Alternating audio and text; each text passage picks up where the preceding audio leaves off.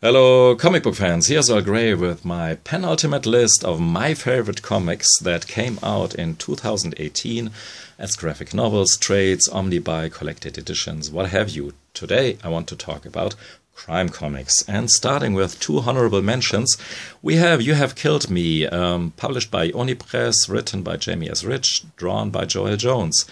They are famous for their recent crime comic Lady Killer, which I haven't read yet. And Joel Jones has drawn the recent Catwoman run, and the art in that, as far as I can tell, looks pretty amazing, and you can see or tell that she has improved since this book here came out originally as a hardcover, I guess, 10 years or so ago. This is the softcover edition from 2018. Decent art though, but can't hold a candle to her more recent output. The story keeps you entertained, keeps you guessing until the end, and is pretty okay. Not a world changer, to be honest with you, but okay. Same goes for Eleanor and the Egret, published by Aftershock Comics. This flew a bit under the radar, given that the art here in it is done by the amazing Sam Keith, who is amazing as always in this book here. The story, though, about a female thief and her birdie sidekick eluded me at some place. It was weird and wacky, all right, but yeah, not really concise, to say the least. But the art made it really entertaining. Yeah, fun stuff. Look at that page here, for instance. Real pleasure to read that. But now to my top 10 proper, and there will be a lot of stuff in it that I have reviewed earlier in separate videos. Like, for instance, Marini's European take on the Batman mythos, The Dark Prince Charming. Yeah, I've spoken already about this in my panellogy 221.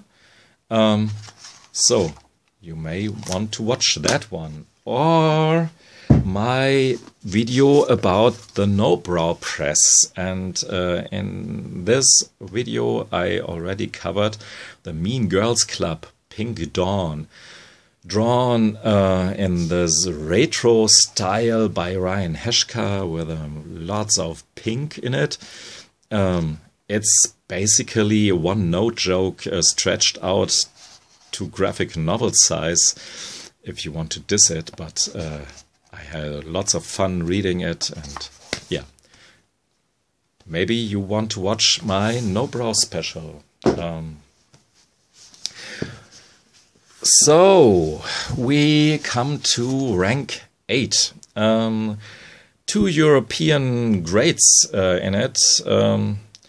Rick Master, the French original title is Ricochet, and Durango, both collected in huge European album-sized hardcovers by the German publisher Splitter. I don't know who the French original publisher is. But starting with Rick Master, or aka Ricochet, Splitter will do a huge collected edition series, more than 15 books, I think. Every one of them has this lots of bonus pages with facts about the creators, TB, and who drew it, and Du Chateau. The story is basically Tintin, some years older, same true blue guy with a heart of gold and fists out of steel, and yeah, huge brain under his retro stylish haircut.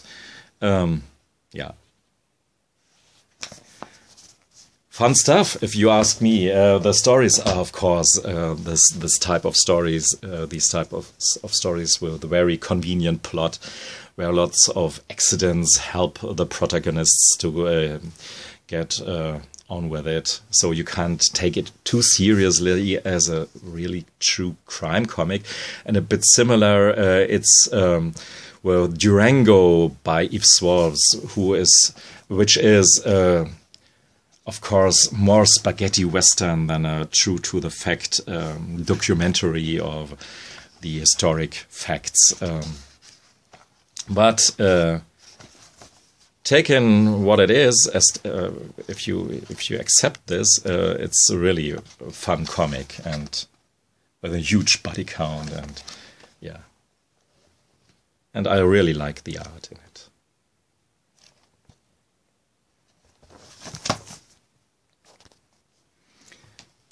So, yeah, I continue plugging my own videos here, but The Spy Seal by Rich Tommaso was part of my special about Rich Tommaso, and that one was number panellogy 215. It's an anthropomorphic detective in an anthropomorphic world. Very fun, very colorful, and this European album oversized-ish way of presenting the comic, even though I think they have done something wrong with it, because don't know if you can see this, but the paper here gets really wavy, and I don't think that it was in the beginning, but it yeah, it changed over the few months I have this book here, so I don't expect nothing too good in some years. Maybe this will be totally wavy, so that's too bad, because I really like the format and I like what Rich Tommaso has been doing here. And true Tommaso fashion, I have to say, the end was not the best of the story here, but almost satisfying. But the rest of the story here was really, really great. Now, my heroes have always been junkies. Drawn by Sean Phillips and written by Ed Brubaker. This is my number 6 and published by Image. It has colors by Jacob Phillips. I guess he's the son of Sean Phillips. And this looks a lot, because of the colors, a lot different than the recent Brightweiser colored comics, but in a way very interesting as well.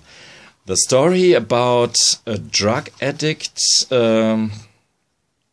and her schemes is interesting, and the whole story can stand on its own, but overall I've got the feeling that is really more an appendix to the criminal series of them, which is not a mistake actually, because Criminal is a fantastic comic, but it's just so short, unfortunately, that I really want to have more of that criminal stuff. So now to number 5, and this one is a 3-part series, Grass Kings, written by Matt Kind and drawn by Tyler Jenkins.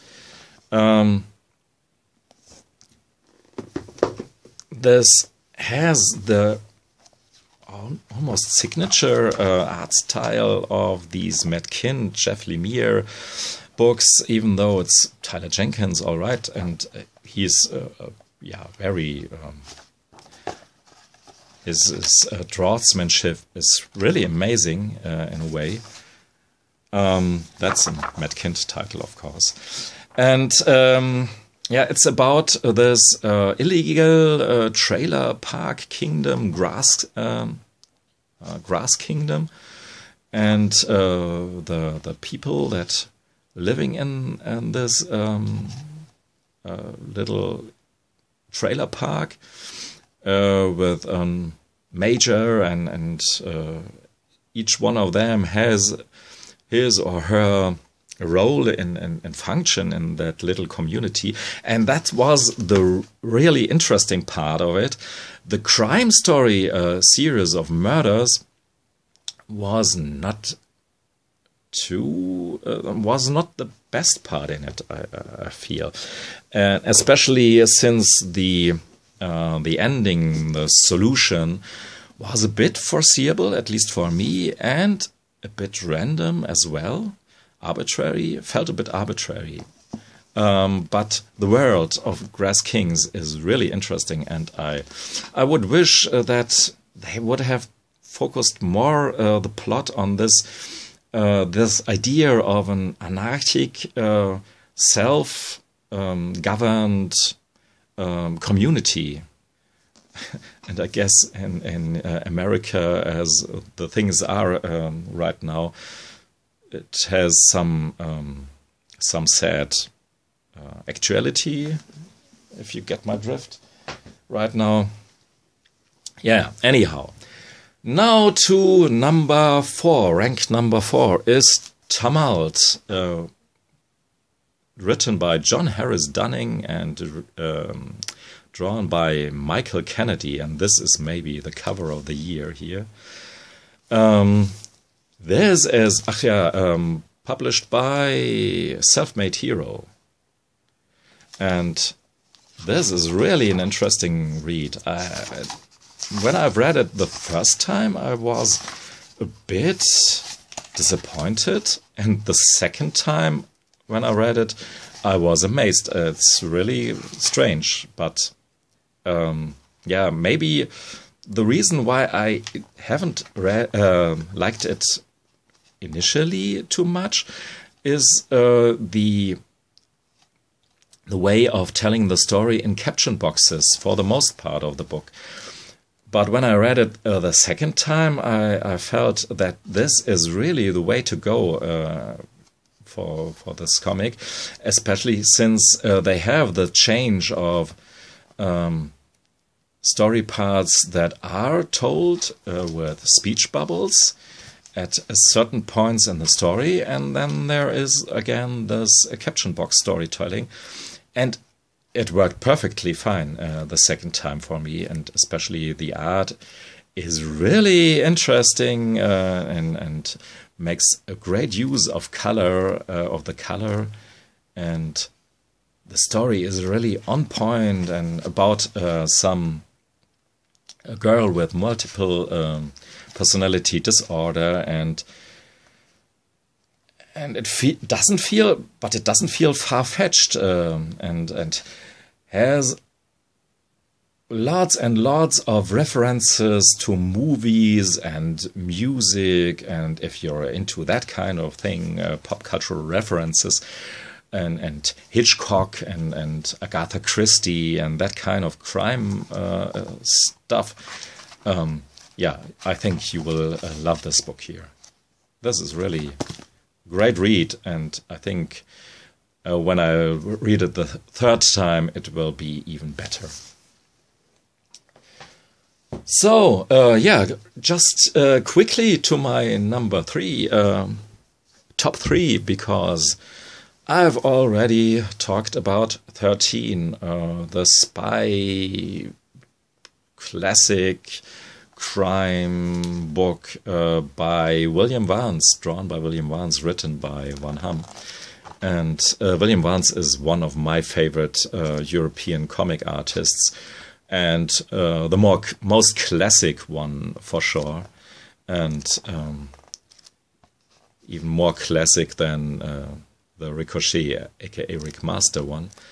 And how many turns and twists are stuffed into this plot here, it's unbelievable. And 13 is European comics at its best, and can't just be topped by really amazing comics like Deadly Class, watch panellogy 238 for more. One of the best American comics right now, I think.